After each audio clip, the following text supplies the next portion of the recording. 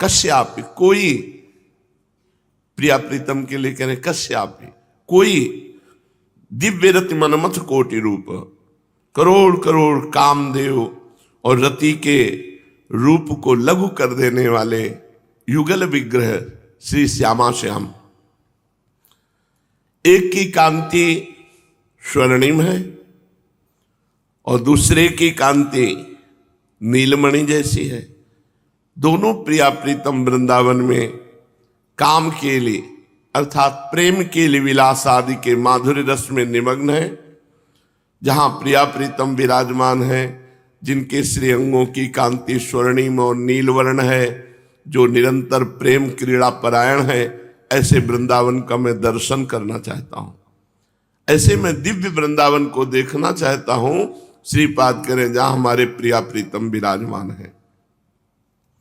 अब वृंदावन की महिमा कितनी महान है कि कह रहे गाढ़ा शक्तिमता मपीह विषय स्वत्यंत निर्वेद तो दृक्पाते पिसहिष्णुतातिशयिनाम योगे समुद्योगिनाम ब्रह्मानंद रसैकलीन मनसाम गोविंद पादाम्बुज द्वंद्वाविष्ट धियाम च मोहनमिदं वृंदावनम स्वैर्गुणैः। वृंदावन अपने गुण के प्रभाव से ऐसे लोगों को भी प्रेम में डुबो देता है। गाढ़ा शक्ति मतामपीह विषय, जो भोगों में गाढ़ा शक्ति है, भोग के सिवा और कुछ अच्छा ही नहीं लगता, ऐसे लोग भी वृंदावन का आश्रय और वास स्वीकार करें तो वृंदावन अपने गुण के प्रभाव से उसे प्रेम में डुबो देगा। इसका मतलब क्या हुआ? वृंदावन वास करते हुए यदि रसिकों का संग नहीं तो ऐसे ही जैसे महान हीरा जेब में पड़ा हो और जौहरी के बिना उसकी कीमत न जाने। जैसे कहा जाता है वृंदावन वास करो चाहे जितने विषयी हो, तुम्हें भगवत प्रेम प्राप्त हो जाएगा। वो रसिकों का संग, वृंदावन में भगवत प्रेमी महात्माओं का संग ही प्रेम प्रदान करता है। नहीं तो ध्रुवदास जी महाराज लिखते हैं रे मन रसिकन संग बिन रंच न उपजय प्रेम। वृंदावन वास कर रहे हो और रसिक महापुरुषों का संग नहीं तो रंच मात्र भी प्रेम उदय नहीं होगा। ना पाई है बिन स्वामी यह केली विपिन बसत वैराग्य जुत ज्यो लरिकाएं खेली। कोई हठ पूर्वक वैराग्य धारण करके वृंदावन वास करता है पर रसिक महापुरुषों का संग नहीं तो ना पाई है, ना पाया है और ना आगे पाएगा प्रिया प्रीतम के महामाधुर्य रस को। इसका मतलब है वृंदावन जब कृपा करता है तो रसिकों का संग प्रदान करता है, और रसिक जन जब कृपा करते हैं तो वृंदावन की आसक्ति प्रेम प्रदान करते हैं। तो गाढ़ा शक्ति मतामपीह विषय, विषयों में गाढ़ आसक्ति किए हुए है उसको भी, और अत्यंत निर्वेद तो जो परम वैराग्यवान है, इन भोगों पर दृष्टिपात भी नहीं करता उसको भी, और अत्यंत असहिष्णु, भोग चिंतन, भोग सानिध्य, भोग क्रिया बिल्कुल नहीं, तो इससे भी प्रेम नहीं प्राप्त होगा। केवल वैराग्य से काम नहीं चलेगा। वैरागी है और अनुरागी का संग हो गया, अब वैराग्य साधन, धनी वैराग्य उसी को जो लड़ैती लाल के अनुराग में रंग गया, नहीं वो वैराग्य किस काम का। योग मार्ग में सम्यक प्रकार से जो उद्योग कर रहे हैं, अर्थात योगियों के भी मन को बलात् आकर्षित करके प्रियालाल के प्रेम में डुबो देने की सामर्थ्य वृंदावन में है। और ब्रह्मानंद रसैकलीन, ब्रह्मानंद में जो लीन है उनके भी आनंद को लघु करके प्रिया प्रीतम के अनुराग में डुबो देना है वृंदावन की सामर्थ्य है। मनसाम गोविंद पादाम्बुजम, जो मन से गोविंद के दास्य भाव में युक्त है उनको भी वृंदावन अपने प्रभाव से प्रभावित करके श्री जी के चरणों की दास्ता से युक्त कर देता है। ऐसे महामहिम गुण निधि श्री वृंदावन धाम की हम शरण लेते हैं, ऐसे श्री धाम वृंदावन का आश्रय लेते हैं, ऐसे श्री धाम वृंदावन का वास स्वीकार करते हैं। श्रीमद् भागवत महापुराण। श्री शौनक जी सूत जी से प्रश्न करते हैं कि भगवान श्री सुखदेव जी ने श्रीमद् भागवत कथा सुनाते समय राजर्षि परीक्षित से पंचम स्कंद में कहा था कि ऋषि, गंधर्व, नाग, अप्सरा, यक्ष, राक्षस और देवताओं का एक सौर गण होता है और ये सातों प्रत्येक महीने में बदलते रहते हैं। ये 12 गण अपने स्वामी द्वादश आदित्यों के साथ रहकर क्या काम करते हैं और उनके अंतर्गत व्यक्तियों के नाम क्या हैं? सूर्य के रूप में भी स्वयं भगवान ही है, इसलिए उनके विभाग को हम बड़ी श्रद्धा के साथ सुनना चाहते हैं, आप कृपा करके कहिए। तो सूत जी ने कहा, समस्त प्राणियों के आत्मा भगवान विष्णु ही है। अनादि अविद्या से अर्थात उनके वास्तविक स्वरूप के अज्ञान से ही समस्त लोकों के व्यवहार प्रवर्तक प्राकृत सूर्य मंडल का निर्माण हुआ है। वही लोकों में भ्रमण किया करता है। प्रत्यक्ष भगवान है सूर्यदेव, प्रत्यक्ष भगवान श्री हरि ही अज्ञानी जनों को सूर्य के रूप में दिखाई देते हैं। प्रत्यक्ष भगवान है सूर्य। असल में समस्त लोकों के आत्मा एवं आदिकर्ता एकमात्र श्री हरि ही अंतर्यामी रूप से सूर्य बने हुए हैं।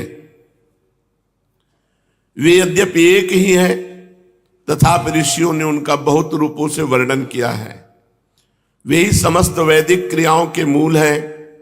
शौनक जी, एक भगवान ही माया के द्वारा काल, देश, यज्ञ आदि क्रिया, कर्ता, श्रुआ आदि करण, यागादि कर्म, वेद मंत्र, साकल्य आदि द्रव्य और फल रूप से 9 प्रकार के कहे जाते हैं। काल रूपधारी भगवान सूर्य लोगों का व्यवहार ठीक ठीक चलाने के लिए चैत्र आदि 12 महीनों में अपने भिन्न भिन्न 12 गणों के साथ चक्कर लगाया करते हैं। शौनक जी, धाता नामक सूर्य, कृतस्थली नाम की अप्सरा, हेति नाम का राक्षस, वासुकी नाम का सर्प और रथकृत नाम का यक्ष और पुलस्त नाम के ऋषि और तुम्बूर गंधर्व, ये चैत्र मास में अपना अपना कार्य संपन्न करते हैं। अरिमा नाम के सूर्य, पुलह नाम के ऋषि, अथौजा नाम का यक्ष, प्रहेति नाम का राक्षस, पुंजिकस्थली नाम की अप्सरा, नारद गंधर्व और कच्छनीर सर्प, ये बैसाख मास के कार्य निर्वाहक हैं। मित्र नाम के सूर्य, अत्रि नाम के ऋषि, पौरसे नाम के राक्षस, तक्षक नामक सर्प, मेनका अप्सरा, हाहा गंधर्व और रथस्वन यक्ष, ये ज्येष्ठ मास के कार्य निर्वाहक हैं। आषाढ़ में वरुण नामक सूर्य के साथ वशिष्ठ ऋषि, रंभा अप्सरा, सहजन्य यक्ष, हुहु गंधर्व, शुक्र नाग और चित्रस्वन राक्षस, ये अपने अपने कार्य का निर्वाह करते हैं। सावन मास इंद्र नामक सूर्य का कार्यकाल है। उनके साथ विश्वावसु गंधर्व, श्रोता यक्ष, एलापत्र नाग, अंगिरा ऋषि, प्रमलोचा अप्सरा एवं वर नामक राक्षस अपने कार्य का संपादन करते हैं। भाद्रपद के सूर्य का नाम है विवस्वान। उनके साथ उग्रसेन गंधर्व, व्याघ्र नामक राक्षस, आसारण यक्ष, भृगु ऋषि, अनुमलोचा अप्सरा और शंखपाल नाग रहते हैं। शौनक जी, माघ मास में पूषा नाम के सूर्य रहते हैं। उनके साथ धनंजय नाम का नाग, वात नाम का राक्षस, सुषेण नाम का गंधर्व, सुरिच नाम के यक्ष और घृताची नाम की अप्सरा और गौतम ऋषि रहते हैं। फाल्गुन मास का कार्यकाल पर्जन्य नामक सूर्य का है। उनके साथ क्रतु नामक यक्ष, वर्चा नाम का राक्षस, भरद्वाज नाम के ऋषि, सेनजीत नाम की अप्सरा और विश्व गंधर्व और एरावत सर्प रहते हैं। मार्गशीर्ष मास में सूर्य का नाम होता है अंशु। उनके साथ कश्यप ऋषि, तारक्ष यक्ष, ऋतसेन गंधर्व, उर्वशी अप्सरा, विद्युत शत्रु नाम का राक्षस, महाशंख नाग रहते हैं। पौष मास में भग नामक सूर्य के साथ स्फूर्ज राक्षस, अर्शनेमी गंधर्व, उर्ण यक्ष, आयु ऋषि, पुरुचित्ती अप्सरा और कर्कोटक नाग रहते हैं।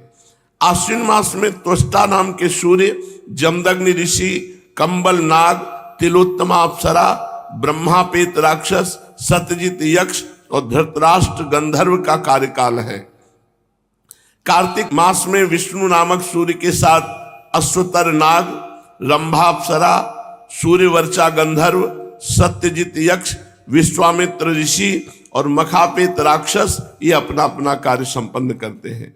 शौनक जी, वे सब सूर्य रूप भगवान की विभूतियां हैं। जो लोग इनका प्रतिदिन प्रातः काल और सायंकाल स्मरण करते हैं उनके सारे पाप नष्ट हो जाते हैं। ये सूर्यदेव अपने 6 गणों के साथ 12 महीने सर्वत्र विचरते रहते हैं। इस लोक तथा परलोक में विवेक बुद्धि का विस्तार करते हैं। सूर्य भगवान के गणों में ऋषि लोग तो सूर्य संबंधी ऋग्वेद, यजुर्वेद और सामवेद के मंत्रों द्वारा भगवान सूर्य की स्तुति करते हैं। गंधर्व उनके सुयश का गान करते हैं। अप्सराएं आगे आगे नृत्य करती चलती हैं। नागगण रस्सी की तरह उनके रथ को कसे रहते हैं। यक्षगण रथ का साज सजाते हैं और बलवान राक्षस उसे पीछे से ढकेलते हैं। इनके सिवा 60,000 ऋषि, वालखिल्य, निर्मल स्वभाव ब्रह्म ऋषि ये सूर्य की ओर मुंह करके उनके आगे आगे स्तुति पाठ करते चलते हैं। इस प्रकार अनादि अनंत अजन्मा भगवान श्री हरि ही कल्प कल्प में अपने स्वरूप का विभाग करके लोकों का पालन पोषण करते रहते हैं।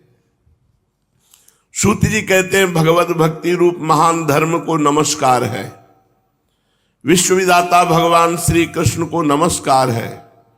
अब मैं ब्राह्मणों को नमस्कार करके श्रीमद् भागवतोक्त सनातन धर्मों का संक्षिप्त विवरण सुनाता हूं। शौनकादि ऋषियों, आप लोगों ने मुझसे जो प्रश्न किया था उसके अनुसार मैंने भगवान विष्णु का यह अद्भुत चरित्र सुनाया। ये सभी मनुष्यों के श्रवण करने योग्य है। इस श्रीमद् भागवत महापुराण में सर्व पापहारी स्वयं भगवान श्री हरि का ही संकीर्तन हुआ है। वे ही सबके हृदय में विराजमान, सबकी इंद्रियों के स्वामी और प्रेमी भक्तों के जीवन धन है। इस श्रीमद् भागवत महापुराण में परम रहस्यमय अत्यंत गोपनीय ब्रह्म तत्व का वर्णन हुआ है। उस ब्रह्म में ही इस जगत की उत्पत्ति, स्थिति और प्रलय की प्रतीति होती है। इस श्रीमद् भागवत पुराण में उसी परम तत्व का अनुभवात्मक ज्ञान और उसकी प्राप्ति के साधनों का स्पष्ट निर्देश है। शौनक जी, इस महापुराण के प्रथम स्कंद में भक्ति योग का भली भांति निरूपण हुआ है और साथ ही भक्ति योग से उत्पन्न एवं उसको स्थिर रखने वाले वैराग्य का भी वर्णन किया गया है। परीक्षित की कथा और व्यास नारद संवाद के प्रसंग से नारद चरित्र भी कहा गया है। राजर्षि परीक्षित ब्राह्मण का शाप हो जाने पर किस प्रकार गंगा तट पर अनशन व्रत लेकर बैठ गए और ऋषि प्रवर श्री सुखदेव जी के साथ किस प्रकार उनका संवाद प्रारंभ हुआ, ये कथा भी प्रथम स्कंद में ही है। योग धारणा के द्वारा शरीर त्याग की विधि, ब्रह्मा और नारद का संवाद, अवतारों की संक्षिप्त चर्चा तथा महातत्ववाद के क्रम से प्राकृतिक सृष्टि की उत्पत्ति आदि विषयों का वर्णन द्वितीय स्कंद में हुआ है। तृतीय स्कंद में पहले विदुर और उद्धव जी के, तदनंतर विदुर तथा मैत्री जी के समागम और संवाद का प्रसंग है। इसके पश्चात पुराण संहिता के विषय में प्रश्न है। फिर प्रलय काल में परमात्मा किस प्रकार स्थित रहते हैं इसका निरूपण है।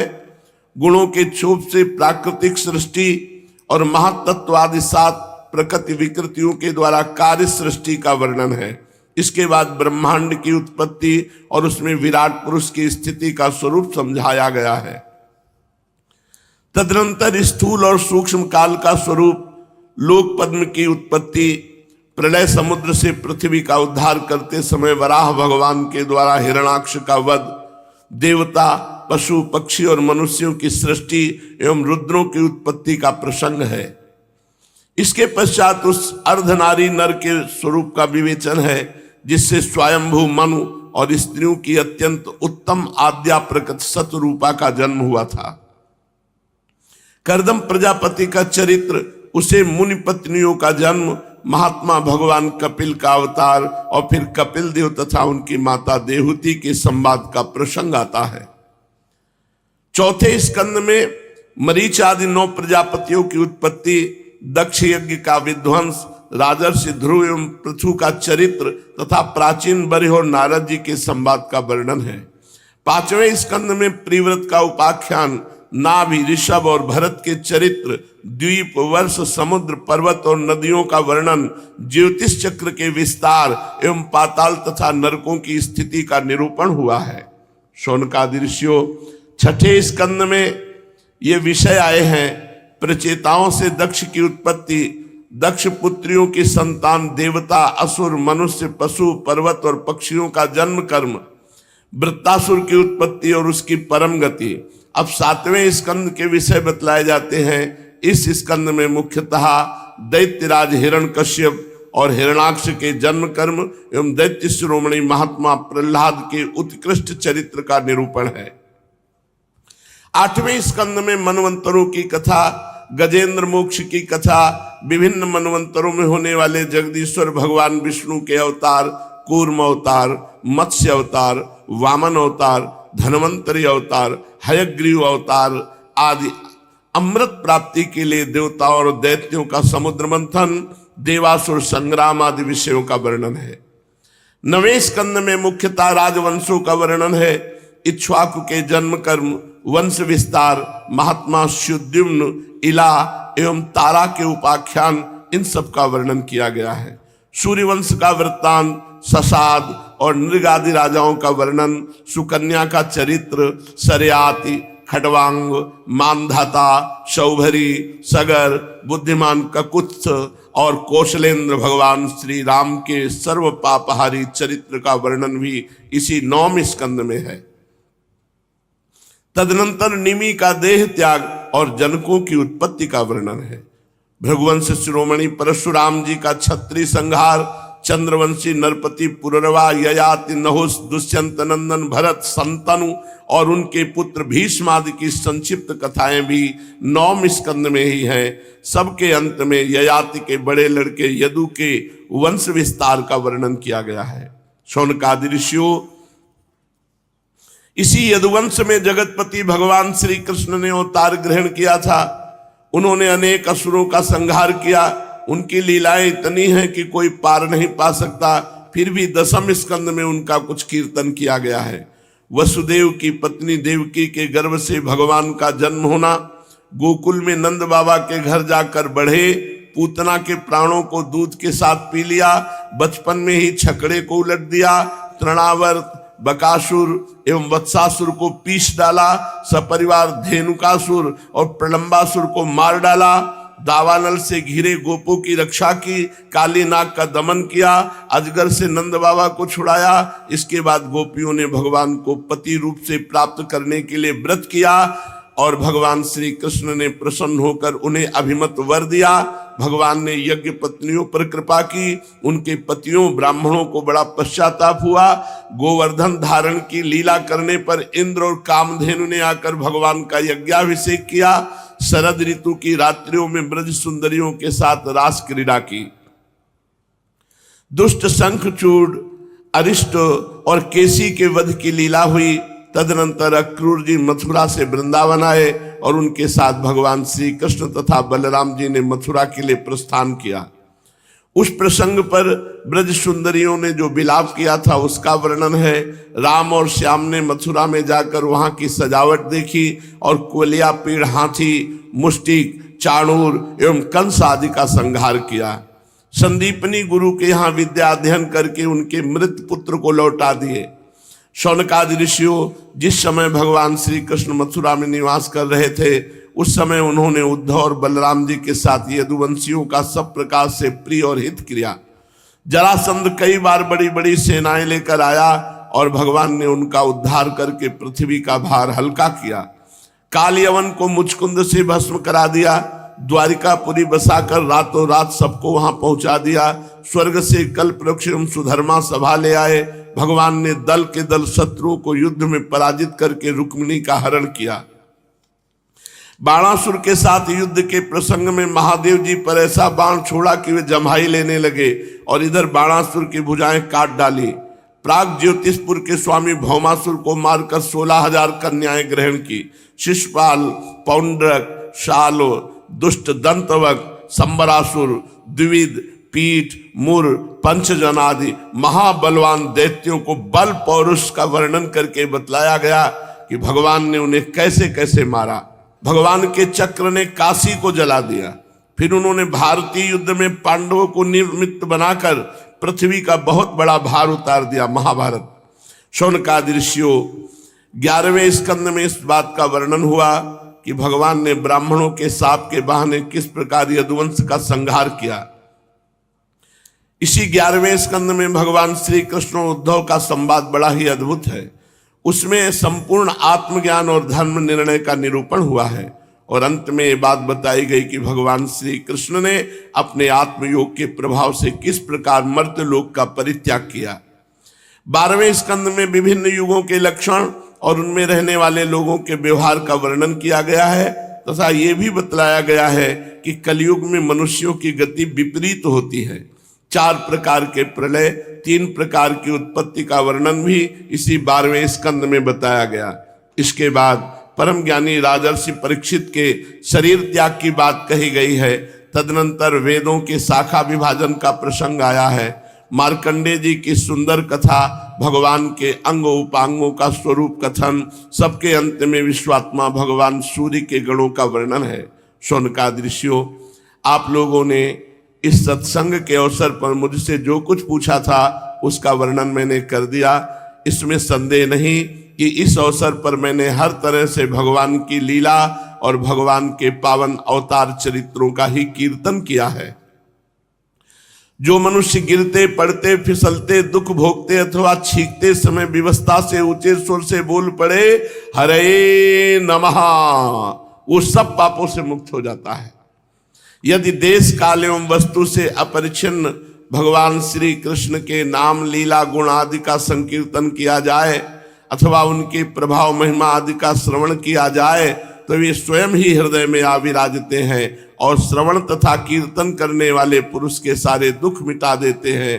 ठीक वैसे ही जैसे सूर्य अंधकार को और आंधी बादलों को तितर बितर कर देती है। जिस वाणी के द्वारा घट घट वासी अविनाशी भगवान के नाम लीला गुण आदि का उच्चारण नहीं होता, वो वाणी भावपूर्ण होने पर भी निरर्थक है, सारहीन है, सुंदर होने पर भी असुंदर है और उत्तमोत्तम विषयों का प्रतिपादन करने वाली होने पर भी असत कथा है। जो वाणी और वचन भगवान के गुणों से परिपूर्ण रहते हैं वे ही परम पावन हैं, वे ही मंगलमय हैं और वे ही परम सत्य हैं। जिस वचन के द्वारा भगवान के परम पवित्र यश का गान होता है वही परम रमणीय, रुचिकर एवं प्रतिक्षण नया नया जान पड़ता है।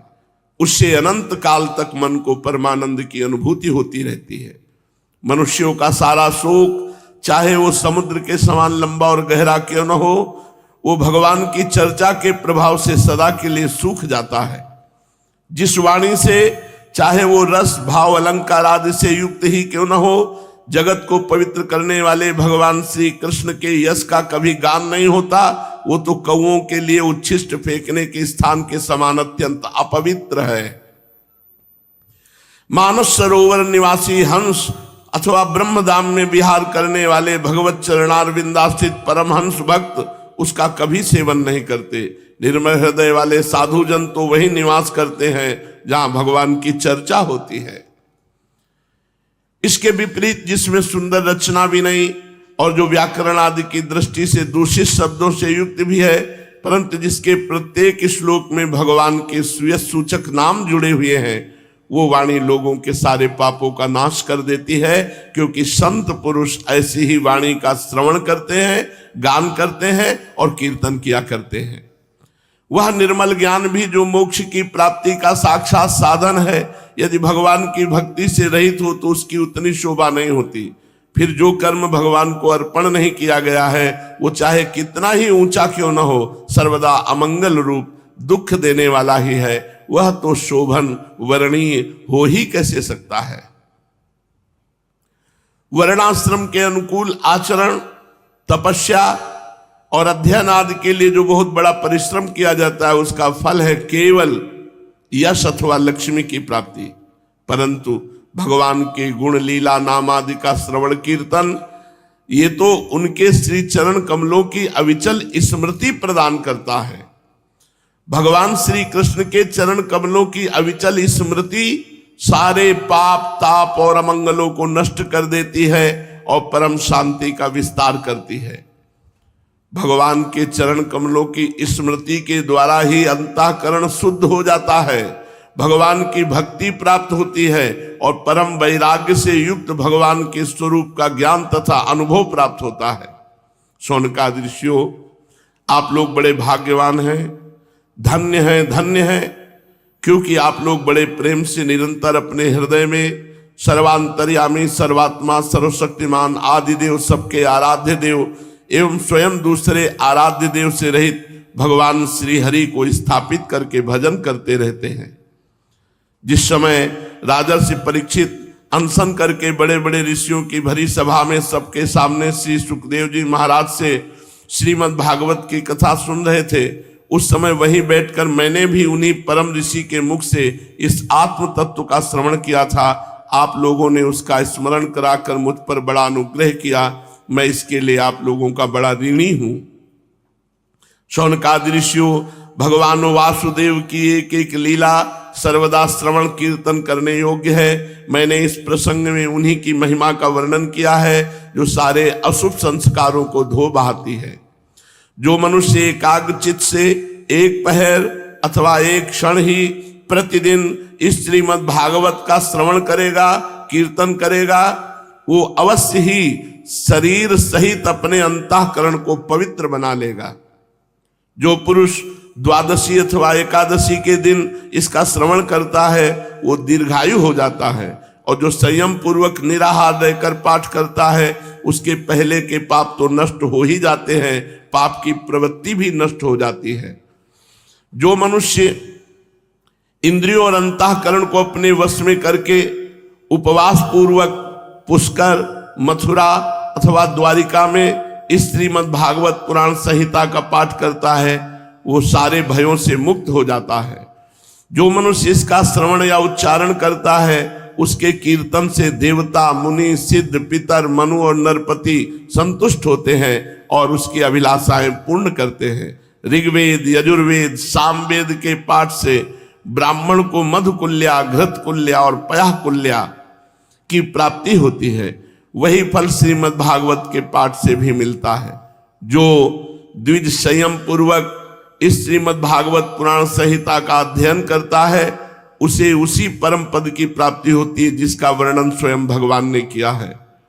इसके अध्ययन से ब्राह्मण को ऋतंभरा प्रज्ञा, तत्व ज्ञान को प्राप्त कराने वाली बुद्धि की प्राप्ति होती है। क्षत्रिय को समुद्र पर्यंत भूमंडल का राज्य प्राप्त होता है, वैश्य कुबेर का पद प्राप्त करता है और शूद्र के सारे पापों से छुटकारा मिल जाता है। भगवान ही सबके स्वामी हैं, समूह के समूह कलिमलों को ध्वंस करने वाले हैं। यूं तो उनका वर्णन करने के लिए बहुत से पुराण हैं, परंतु उनमें सर्वत्र और निरंतर भगवान का वर्णन नहीं मिलता। श्रीमद् भागवत महापुराण में तो प्रत्येक कथा प्रसंग में पद पद पर सर्वस्वरूप भगवान का ही वर्णन हुआ है। वे जन्म मृत्यु आदि विकारों से रहित, देश कालादिक परिच्छेदों से मुक्त एवं स्वयं आत्म तत्व ही है। जगत की उत्पत्ति, स्थिति, प्रलय करने वाली शक्तियां भी उनकी स्वरूप भूत हैं, भिन्न नहीं है। ब्रह्मा, शंकर, इंद्र आदि लोकपाल भी उनकी स्तुति करना लेश मात्र भी नहीं जानते। उन्हीं एक रस सच्चिदानंद स्वरूप परमात्मा को मैं नमस्कार करता हूं, जिन्होंने अपने स्वरूप में ही प्रकृति आदि 9 शक्तियों का संकल्प करके इस चराचर जगत की सृष्टि की है और जो इसके अधिष्ठान रूप से स्थित है, जिनका परम पद केवल अनुभूति स्वरूप है, उन्हीं देवताओं के आराध्य देव सनातन ब्रह्म भगवान के चरणों को मैं नमस्कार करता हूं। श्री सुखदेव जी महाराज अपने आत्मानंद में ही निमग्न थे। इस अखंड अद्वैत स्थिति से उनकी भेद दृष्टि सर्वथा निवृत्त हो चुकी थी।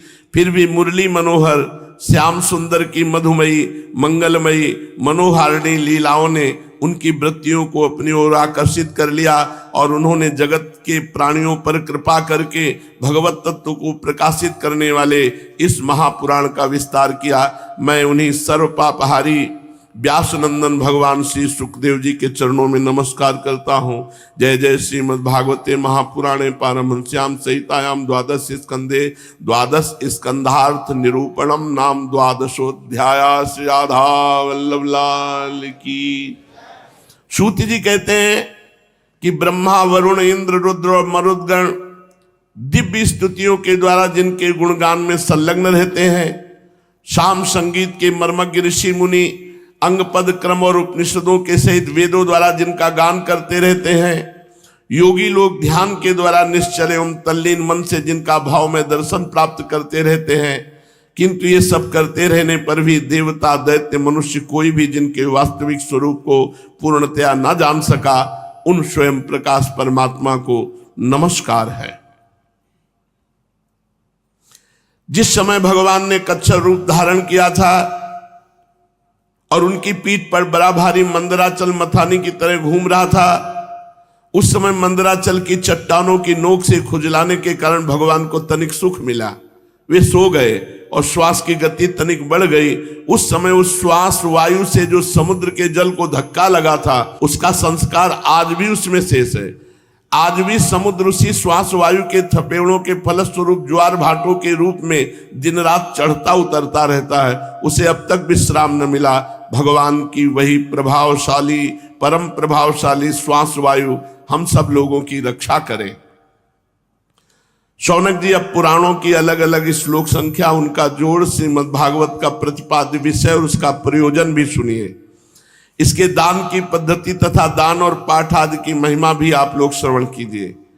ब्रह्म पुराण में 10,000 श्लोक, पद्म पुराण में 55,000 श्लोक, विष्णु पुराण में 23,000 श्लोक, शिव पुराण में 24,000 श्लोक, श्रीमद् भागवत में 18,000 श्लोक, नारद पुराण में 25,000 श्लोक, मार्कंडेय पुराण में 9,000 श्लोक, अग्नि पुराण में 15,400 श्लोक, भविष्य पुराण में 14,500 श्लोक, ब्रह्मवैवर्त पुराण में 18,000, लिंग पुराण में 11,000 श्लोक, 12 पुराण में 24,000 श्लोक, स्कंद पुराण में 81,100 श्लोक, वामन पुराण में 10,000, कूर्म पुराण में 17,000 श्लोक, मत्स्य पुराण में 14,000 श्लोक, गरुण पुराण में 19,000 श्लोक और ब्रह्मांड पुराण में 12,000 श्लोक।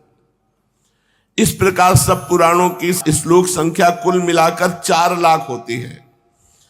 उनमें श्रीमद् भागवत, जैसा कि पहले कहा जा चुका है, 18,000 श्लोक का है।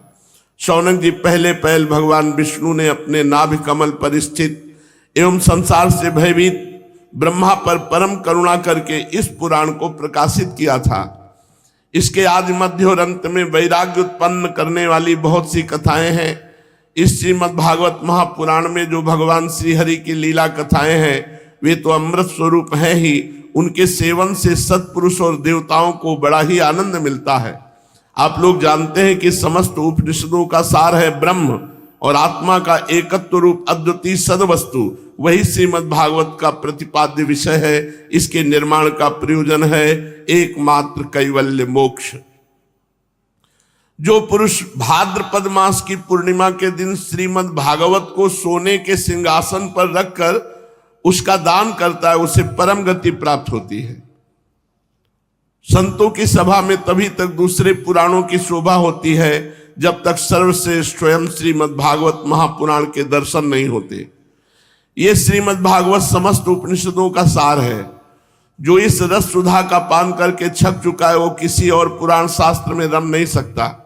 जैसे नदियों में गंगा, देवताओं में विष्णु, वैष्णवों में शंकर जी सर्वश्रेष्ठ हैं, वैष्णव आनाम यथा संभव, वैसे ही पुराणों में श्रीमद् भागवत है।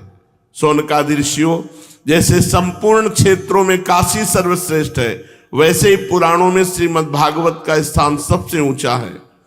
ये श्रीमद् भागवत पुराण सर्वथा निर्दोष है। भगवान के प्यारे भक्त वैष्णव इससे बड़ा प्रेम करते हैं। इस पुराण में जीवन मुक्त परमहंसों के सर्वश्रेष्ठ अद्वितीय एवं माया के लेस से रहित ज्ञान का गान किया गया है। इस ग्रंथ की सबसे बड़ी विलक्षणता यह है कि इसका नैष्कर्म अर्थात कर्मों की आत्यंतिक निवृत्ति भी ज्ञान, वैराग्य एवं भक्ति से युक्त है। जो इसका श्रवण, पठन और मनन करने लगता है उसे भगवान की भक्ति प्राप्त हो जाती है और वह मुक्त हो जाता है। ये श्रीमद् भागवत भगवत तत्व ज्ञान का एक श्रेष्ठ प्रकाशक है। इसकी तुलना में और कोई भी पुराण नहीं है। इसे पहले स्वयं भगवान नारायण ने ब्रह्मा जी के लिए प्रकट किया था। फिर उन्होंने ही ब्रह्मा जी के रूप से देवर्षि नारद जी को उपदेश किया और देवर्षि नारद जी के रूप से भगवान श्री कृष्ण द्वैपायन व्यास जी को, तदनंतर उन्होंने ही व्यास रूप से योगींद्र सुखदेव जी को और सुखदेव जी के रूप से अत्यंत करुणावश राजर्षि परीक्षित को उपदेश किया। वे भगवान परम शुद्ध एवं मायामल से रहित हैं। शोक और मृत्यु उनके पास तक नहीं फटक सकते। हम सब उन्हीं परम सत्य स्वरूप परमेश्वर का ध्यान करते हैं। हम उन सर्व साक्षी भगवान वासुदेव को नमस्कार करते हैं जिन्होंने कृपा करके मोक्षाभिलाषी ब्रह्मा जी को इस श्रीमद् भागवत महापुराण का उपदेश किया। साथ ही हम उन योगीराज ब्रह्म स्वरूप श्री सुखदेव जी को भी नमस्कार करते हैं जिन्होंने श्रीमद् भागवत महापुराण सुनाकर संसार सर्प से डसे हुए राजर्षि परीक्षित को मुक्त किया। देवताओं के आराध्य देव सर्वेश्वर, आप ही हमारे एकमात्र स्वामी एवं सर्वस्व हैं। भवे भवे यथा भक्ति पादयोस्तव जायते तथा कुरुष्व देवेश नाथस्त्वं नो यतः प्रभु नाम संकीर्तनम यस्य सर्व पाप प्रणाशनम प्रणामो दुख समनस तम नमामि हरिम परम। देवताओं के आराध्य देव सर्वेश्वर, आप ही हमारे एकमात्र स्वामी एवं सर्वस्व हैं। अब आप ऐसी कृपा कीजिए कि बार बार जन्म ग्रहण करते रहने पर भी आपके चरण कमलों में हमारी अविचल भक्ति बनी रहे। जिन भगवान के नामों का संकीर्तन सारे पापों को सर्वथा नष्ट कर देता है और जिन भगवान के चरणों में आत्मसमर्पण, उनके चरणों में प्रणति सर्वदा के लिए सब प्रकार के दुखों को शांत कर देती है, उन परम तत्व स्वरूप श्री हरि को मैं नमस्कार करता हूँ। जय जय श्रीमद्भागवते महापुराणे वैयासिक्याम अष्टादश सहस्रायाम पारमहंस्यायाम संहितायाम द्वादश स्कंदे त्रयोदशोऽध्याय। जय जय श्रीहित हरिवंश।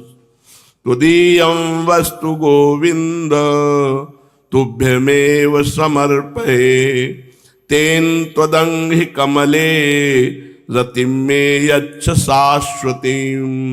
हे भगवान, आपकी महिमा, आपकी लीला कथा गा करके, श्रवण करके हम बार बार यही मांगते हैं कि हमारे कर्मानुसार जहाँ भी हमारा जन्म हो, हम आपकी भक्ति से युक्त हों, आपके निरंतर नाम गुण लीला का गान करते रहें। इस तरह श्रीमद् भागवत द्वादश स्कंद सहित संपूर्ण हुई। अब श्रीमद् भागवत का महात्म वर्णन करते हैं। श्री सच्चिदानंद घन स्वरूपिणे कृष्णाय चानंत सुखाभिवर्षिणे विश्वोद्भव स्थान निरोध हेतवे नमो वयम भक्ति रसाप्तये निशम। महर्षि व्यास देव जी कहते हैं, जिनका स्वरूप है सच्चिदानंद घन, जो अपने सौंदर्य और माधुर्य आदि गुणों से सबका मन अपनी ओर खींचते रहते हैं, आकर्षित कर लेते हैं और सदा सर्वदा अनंत सुख की वर्षा करते रहते हैं, जिनकी ही शक्ति से इस विश्व की उत्पत्ति, स्थिति और प्रलय होते हैं, उन भगवान श्री कृष्ण को हम भक्ति रस का आस्वादन करने के लिए नित्य निरंतर प्रणाम करते हैं। नैमिषारण्य क्षेत्र में श्री सूत जी स्वस्थ चित्त से अपने आसन पर बैठे हुए थे। उस समय भगवान की अमृतमयी लीला कथा के रसिक उसके रसास्वादन में अत्यंत कुशल शौनकादि ऋषियों ने सूत जी को प्रणाम करके उनसे प्रश्न किया। ऋषियों ने पूछा, सूत जी, धर्मराज युधिष्ठिर जब श्री मथुरा मंडल में अनिरुद्ध नंदन वज्र का और हस्तिनापुर में अपने पौत्र परीक्षित का राज्याभिषेक करके हिमालय पर चले गए, तब राजा वज्र और परीक्षित ने कैसे कैसे कौन कौन से कार्य किए। सूत जी ने कहा, भगवान नारायण, नरोत्तम, नर, देवी सरस्वती और महर्षि व्यास को नमस्कार करके शुद्ध चित्त होकर भगवत तत्व को प्रकाशित करने वाले इतिहास पुराण रूप जय का उच्चारण करना चाहिए।